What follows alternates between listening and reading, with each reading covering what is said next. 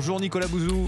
Bonjour Dimitri, bonjour Anissa. L'édito éco sur Europe 1, on va parler des carburants. La première ministre a annoncé la possibilité pour les distributeurs de vendre le carburant à perte, c'est-à-dire sous le prix de rentabilité pour eux. Est-ce que ça va redonner du pouvoir d'achat aux Français ça Écoutez, honnêtement, je suis assez circonspect. Alors, je voudrais rappeler en préalable que la vente à perte, c'est quelque chose qui est interdit dans le Code du commerce, en dehors des périodes de solde. Il va donc falloir changer la loi. Et puis, je vais vous dire, si on l'autorise pour les carburants, pourquoi pas pour le pain, pour le beurre ou pour tout ce qu'on veut.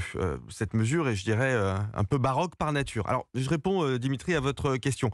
Le prix du carburant, il est avant tout déterminé par les prix du baril de pétrole. Or, le prix du baril de pétrole, il était à 75 $ en juin, il est à 94 $ à peu près aujourd'hui, essentiellement parce que l'Arabie Saoudite restreint l'offre pour faire monter les prix, justement.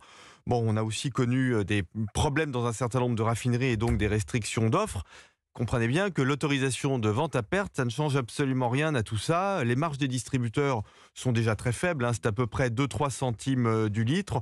On gagnerait donc au mieux 3 centimes le litre. Alors vous allez me dire, c'est pas rien, ça peut faire 20-30 € sur un plein, mais enfin, cette mesure traduit aussi une certaine naïveté quant au fonctionnement du marché. Comment ça ? En fait, on voit mal pourquoi des entreprises accepteraient de vendre à perte, tout simplement. Alors, de deux choses l'une.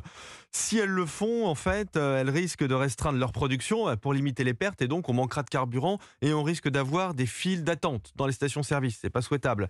Deuxième solution, les distributeurs vont se rattraper ailleurs, sur les prix dans les boutiques tout simplement, où parfois, les comparaisons de prix sont un peu plus difficiles. Bref, je vous le dis comme je le pense, cette mesure, c'est avant tout de la com. Mais alors, qu'est-ce qu'on fait ? Est-ce qu'on baisser les taxes sur les carburants, par exemple ? Ça coûte très cher, plus de 10 milliards d'euros pour 10-15 centimes de baisse de la fiscalité. Et puis je rappelle en outre que baisser les prix des carburants, c'est en contradiction totale avec l'objectif de décarbonation des transports. Alors là encore, je vous réponds Dimitri, est-ce qu'il faut toujours faire quelque chose ? Est-ce que l'État doit toujours intervenir ? Parfois, la sagesse, c'est peut-être de ne rien faire. Signature Europe 1, Nicolas Bouzou. Merci beaucoup Nicolas, bonne journée. À demain, 7h22.